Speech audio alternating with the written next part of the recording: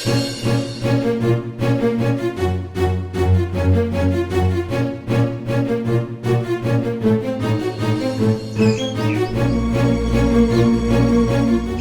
দাদু, কতক্ষণ এভাবে দাঁড়িয়ে থাকবেন? নিলেন তো মোটে 2টো প্লেট পার্সেল। পিছনের কাস্টমাররা কি দাঁড়িয়ে থাকবে? পকেটে হাত দিয়ে কি করছেন এতক্ষণ ধরে? কই আমার টাকাটা দিন, 50 টাকা হয়েছে আপনার। না মানে বাবা, আমি তো মানিব্যাগটা পকেটে রেখেছিলাম, কিন্তু এখন দেখছি পাচ্ছি না। তুমি একটু দাঁড়াও বাবা, আমি আর একবার ভালো করে দেখি। এ তো দেখছি মহা মুশকিল। নেওয়ার বেলায় তো 2টো পার্সেল করে নিলেন, আর এখন পকেটে হাত দিয়ে কি নাটক শুরু করলেন? সকাল সকাল যত সব ভিকিরিও জুটে আমার কপালে। পকেটে টাকা নেই তো এখানে এসেছিলেন কেন? ছি বাবা, এভাবে কেন বলছো? আমি ইচ্ছা করে করেছি নাকি? হয়তো কোথাও পড়ে গিয়েছি। আমি তোমাকে কালকে সে টাকাটা দিয়ে দেবো। আসলে আমার নাতি। ওসব নাতি ফাতি আমি বুঝি না। নাটক বাদ দিয়ে আমার টাকাটা দিন, আর টাকা না দিতে পারলে আপনার গায়ের এই জামাটা খুলে এখানে রেখে যান। যান এখান থেকে, বিদায় হন। যত সব ফালতু লোক। এই যে এসব কি হচ্ছে এখানে? আপনার সাহস তো কম নাই। একটা বয়স্ক মানুষকে এভাবে ধাক্কা মারলেন। আপনি মানুষ না জানোয়ার? ম্যাডাম, আপনি মাঝখান থেকে কথা বলবেন না। উনি টাকা না দিয়ে এখান থেকে পালাতে চাইছিলেন। ফ্রিতে গিলবে নাকি? ফ্রিতে খাবে কেন? আর যদি টাকা নাও থাকে তাই বলে গায়ে হাত তুলবেন?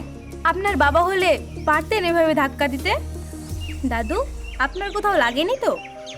আমি ঠিক আছি মা। দাঁড়ান, আমি ধুলোটা ঝেড়ে দিচ্ছি। কিন্তু ও যে আমাকে চোর ভাবলো। আমি তো চোর না মা, আমি তো শুধু আমার নাতির জন্য ফুচকা নিতে এসেছিলাম। কত টাকা হয়েছে ওনার? 50 টাকা। এই নিন 100 টাকা, আর বাকি টাকাটা টিপস হিসেবে রেখে দিন, যাতে ভবিষ্যতে কোনো মানুষের সাথে অভদ্রতা করার আগে মনে থাকে যে টাকার চেয়ে মানুষের সম্মান বড়। আর কখনো যদি এরকম ব্যবহার কারোর সাথে করতে দেখি না, তাহলে আমি তোকে পুলিশে দেবো। এখন দাও, ওনার প্যাকেটটা দাও। আসুন দাদু, আমি আপনাকে এগিয়ে দিই।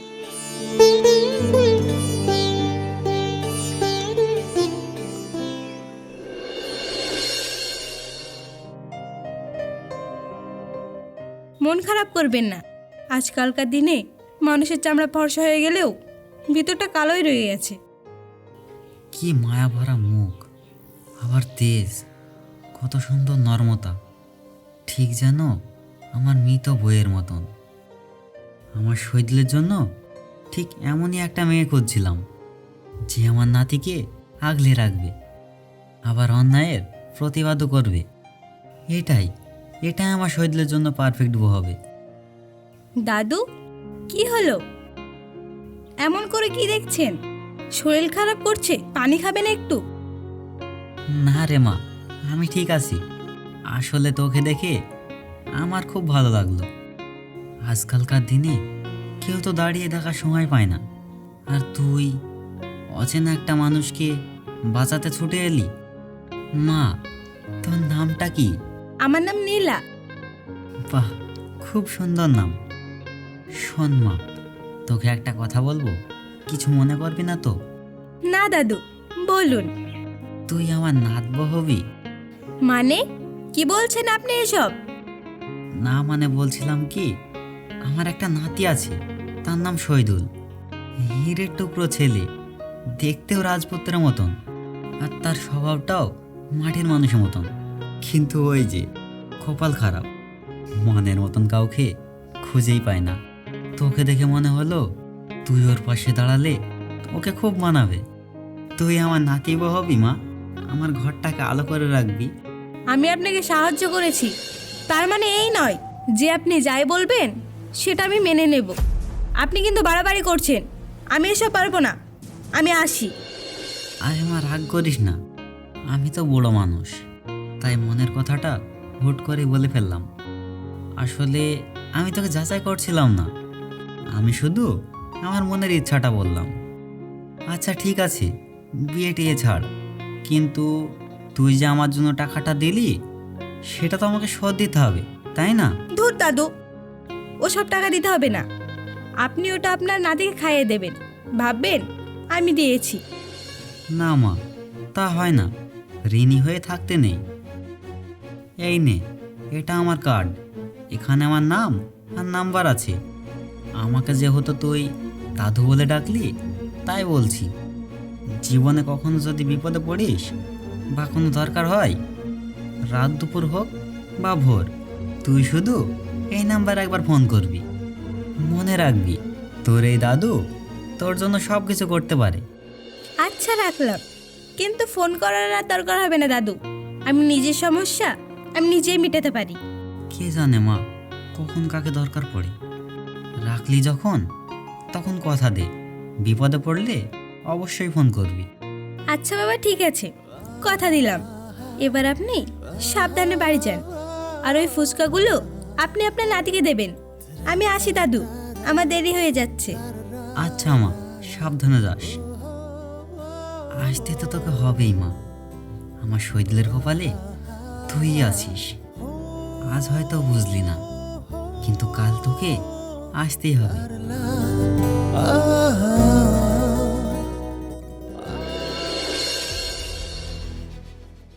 দাদু, দাদু প্লিজ, আমি তোমাকে হাজারবার বলেছি যে এখন আমার বিয়েতে কোনো ইন্টারেস্ট নেই। বিজনেসের যা প্রেশার, এখন আমার এসব ন্যাকামো করার সময় নেই। আর তাছাড়া আজকাল মেয়েদের আমি চিনি, সবাই আমার টাকা দেখে আসবে, আমাকে দেখে নয়। তুই সব বুঝিস, শুধু এটাই বুঝতে পারলি না যে হীরা আর কাচের মধ্যে তফাৎ কোথায়। টাকা, আর টাকার গরম তোর বাপেরও ছিল, কিন্তু তোর মায়ের মতন লক্ষ্মী পেয়েছিল বলেই এই সংসারটা টিকেছিল। তুই যে বলিস মেয়ে পাস না, আর আমি বলি তোর চোখে ছানি পড়েছে। দাদু, তুমি হয়তো জানো না, গত মাসে আমি একটা মেয়ে দেখেছিলাম। সে কি বলেছে জানো? সে নাকি লন্ডনে হানিমুনে যাবে, নাহলে বিয়ে করবে না। এরা লাইফ পার্টনার খোঁজে না দাদু, এরা খোঁজে এটিএম মেশিন। আমার দ্বারা এসব সম্ভব না। আমি যেমন আছি বেশ ভালো আছি। বেশ আসিস মানে? এই এত বড় বাড়িতে তুই আর আমি ছাড়া কে আছে? চারিদিকে শুধু কাজের লোক। কাল যদি আমি মরে যাই, তাহলে তোকে এক গ্লাস পানি দেওয়ার মতনও কেউ থাকবে না। শোন, আমি একটা মেয়ে দেখেছি, একবারে অপূর্ব সুন্দরী। তোর ওই হাইফাই সোসাইটির মতন প্লাস্টিক হাসি নেই মুখে। মেয়েটার মধ্যে একটা মায়া আছে, জোর আছে।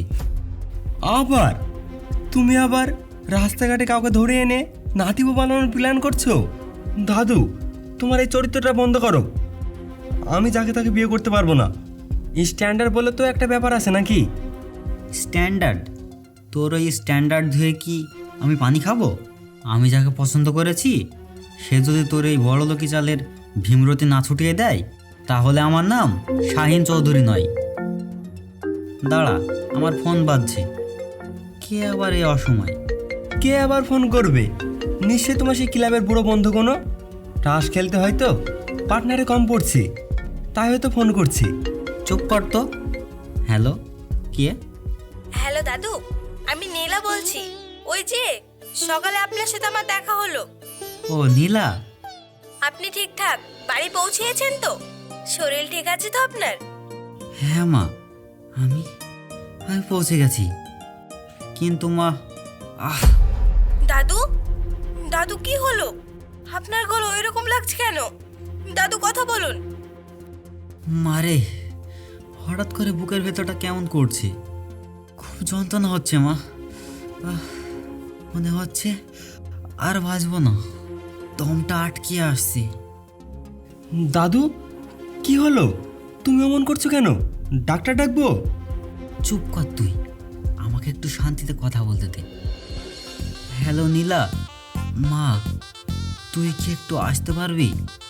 বাড়িতে কেউ নেই মা, আমি খুব একা। এই সময় তুই পাশে থাকলে আমার খুব ভালো হতো। আমার বোধহয় হার্ট অ্যাটাক হয়েছে মা। বাড়িতে কেউ নেই মানে? আপনার নাতি কোথায়?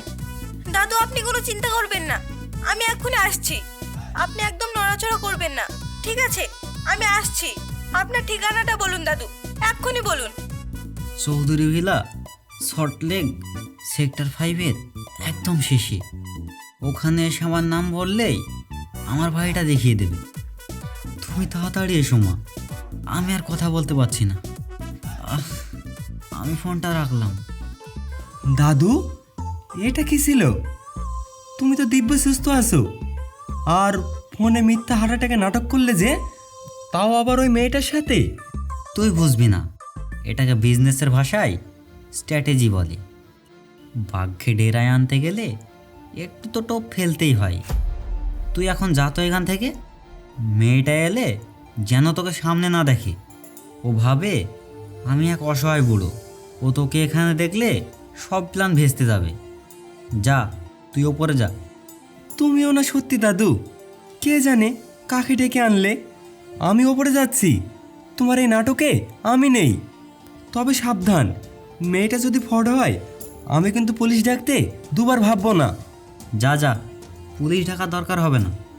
দেখিস আর চৌধুরী বাড়িতে তুফান আসবে। উফ, প্র্যাকটিসটা চালিয়ে যেতে হবে।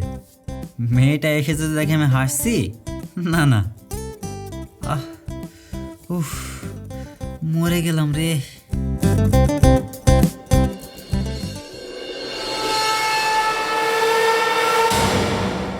দাদু, দাদু আপনি কোথায়? দাদু, দাদু কি হয়েছে আপনার? খুব কষ্ট হচ্ছে, জল দেব? দাঁড়ান, আমি এখন অ্যাম্বুলেন্সকে কল করছি। হ্যালো, কে ডাক্তারবাবু বলছেন? আরে আরে, দাঁড়াও মা দাঁড়াও, ফোন টোন রাখো। অ্যাম্বুলেন্সকে কল করার দরকার নেই। মানে? কিন্তু আপনি তো বললেন আপনার হার্ট অ্যাটাক হয়েছে, দম আটকে আসছে। ওটা তো তোমাকে এখানে আনার জন্য ছোট্ট একটা নাটক ছিল মা। আসলে বুড়ো মানুষ তো, তাই একা থেকে থেকে একঘেয়ে লাগে। আর তাছাড়া তোমাকে ছাড়া আমার এই বাড়িটা বড্ড ফাঁকা ফাঁকা লাগছিল, তাই একটু মিথ্যা কথা বললাম। রাগ করো না মা। এটা আপনি কি বলছেন দাদু? আমি কত ভয় পেয়ে গিয়েছিলাম জানেন। কারোর জীবন মরণ নিয়ে কেউ আর কি করে। আমি চললাম। যেও না মা, শোনো, আমি তোমাকে এখানে ডেকেছি একটা জরুরি কথা বলার জন্য। আমি চাই তুমি আমার এই বাড়ির বউ হও। আমার নাতি শহীদুলকে তুমি বিয়ে করো। অসম্ভব, আপনি এসব কি বলছেন? আমি একটা সাধারণ পরিবারের মেয়ে। আমার না আছে টাকা আর না আছে স্ট্যাটাস। আর আপনারা আপনারা হলেন কোটিপতি। আকাশ আর পাতাল কোনোদিনই মিল হয় না দাদু। টাকা দিয়ে কি সুখ কেনা যায় রে মা? আমার নাতির টাকার অভাব নেই, কিন্তু তার জীবনে বড্ড শান্তির অভাব। আমি তোকে দেখেছি, তুই খুব ভালো মেয়ে। তুই ওর জীবনে এলে ওর জীবনটা আরো সুন্দর হয়ে উঠবে। দাদু, আমাকে আপনি মাফ করবেন। আমি এখন বিয়ে করতে পারবো না। আমার ঘাড়ে অনেক দায়িত্ব। আমার মা বাবা কেউ নেই, আমি একা। পড়াশোনার জন্য আমি লোন নিয়েছিলাম, সেটা এখনো শোধ হয়নি। আগে আমাকে নিজের পায়ে দাঁড়াতে হবে, লোন শোধ করতে হবে, আর একটা মাথা গোজার পাকা ঠাঁই করতে হবে। তারপর আমি বিয়ের কথা ভাববো। কারোর দয়ায় আমি বাঁচতে চাই না। টাকার চিন্তা করিস না। আরে পাগলি, তোর কত টাকা লাগবে বল, আমি দেবো। তুই শুধু একবার হ্যাঁ বল, আমি তো সব লোন কালকে শোধ করে দেবো। না দাদু, আমি আপনার টাকা নিতে পারবো না। আত্মসম্মান বিসর্জন দিয়ে আমি কিছু নিতে পারবো না। আমাকে যেতে দিন। আমার একটা ফোন এসেছে, আমি কি একটু বারান্দায় গিয়ে কথা বলতে পারি? হ্যাঁ হ্যাঁ, অবশ্যই মা, যাও। হ্যালো, মিস নীলা বলছেন? আপনাকে কতবার কল করতে হবে? গত 2 মাস ধরে আপনার লোনের ইএমআই বাউন্স করেছেন। দেখুন স্যার, আসলে আমার চাকরিটা চলে গেছে। আমি চেষ্টা করছি, প্লিজ আমাকে আর কটা দিন সময় দিন। যেভাবেই হোক আমি সব টাকা জোগাড় করে দিয়ে দেব। আমরা আর অপেক্ষা করতে পারবো না, অনেক সময় দেওয়া হয়েছে আপনাকে। আর না, কালকের মধ্যেই আপনি পুরো বকেয়া টাকাটা জমা করে দিন। আর যদি সেটা দিতে না পারেন, তাহলে পরশু দিনের মধ্যে আমাদের লোক গিয়ে আপনার বাড়িটা সিল করে দিয়ে আসবে। আর ওটা ব্যাংকের প্রপার্টি হিসাবে নিযুক্ত হয়ে যাবে। আর ওই বাড়ি থেকে আপনাকে উচ্ছেদ করে দেওয়া হবে, এই আমি বলে দিলাম। না না স্যার, এরকমটা করবেন না। ওটা আমার বাবার শেষ স্মৃতি, আমার মাথা গোজার ঠাই। ওটা কেড়ে নিলে আমাকে রাস্তায় এসে দাঁড়াতে হবে। Hello, hello sir.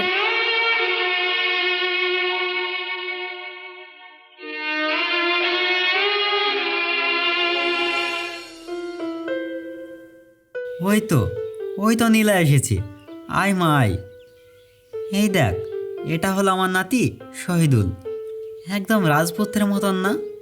বল মা, তোর পছন্দ হয়েছে? তুই বিয়ে করবি আমার নাতিকে? হ্যাঁ, আমি বিয়ে করব, হোয়াট? কিন্তু আমার একটা শর্ত আছে। কি শর্ত মা? বল আমাকে, আমি তো সব শর্ত মেনে নেব। আমাকে আজ এক্ষুনি 20 লাখ টাকা দিতে হবে, ক্যাশ হোক অথবা চেক, এক্ষুনি। দেখেছি দাদু, আমি তোমাকে বলেছিলাম না, এই মেয়েটা সেই বাকিদের মতন, যেই টাকার গন্ধ পেয়েছে আর অমনি 20 লক্ষ টাকা চেয়ে বসলো। এরা হচ্ছে সব গোল্ড ডিগার, টাকার লোভে বিয়ে করতে চাচ্ছে। এরা হচ্ছে সব ফ্রড, টাকা আত্মসাৎ করে পালাবে। এদেরকে তুমি বিশ্বাস করো না দাদু। আরে তুই চুপ কর তো। আমি বুড়ো হয়েছি, কিন্তু ভীমরতি ধরেনি। আমি চিনি কোনটা কাজ আর কোনটা হিরে। জোহরের চোখ কখনো ভুল বলে না। ঠিক আছে মা, আমি তো শর্তে রাজি। এই নে মা, 20 লাখ টাকা চেক। আর হ্যাঁ, আজকে আমার নাতির সাথে তোর বিয়ে হবে। রাজি? হ্যাঁ, আমি রাজি। দাদু, তুমিও কি পাগল হয়ে গেছো নাকি? আর একবার ভেবে দেখো, একটা অচেনা মেয়ে টাকা চাইলো আর তুমি তাকে অমনি দিয়ে দিলে। এ নিঘাত, এটা ফ্রড। আমি এই বিয়ে করব না। চুপ, একদম চুপ। এই শাহিন চৌধুরীর মুখে মুখে কেউ কথা বলে না। আমি যা বলছি তাই হবে। আজকে তোদের দুজনের বিয়ে দেবো। আমি তাহলে এখন আসি।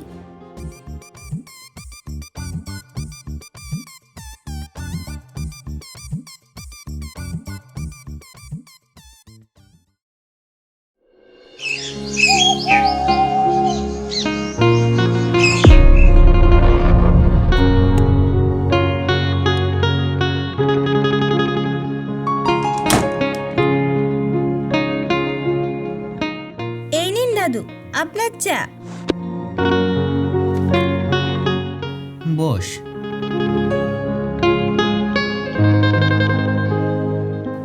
যাক, তাহলে শেষমেশ বিয়েটা হলো। আমি তো ভাবতেই পারিনি যে আমার যেদিন নাতিটা শেষ পর্যন্ত এই বিয়েতে রাজি হবে। আজ আমার বড় শান্তির দিন। শান্তি হয়তো আপনার হয়েছে দাদু, কিন্তু উনি কি আমাকে মন থেকে মেনে নিয়েছেন?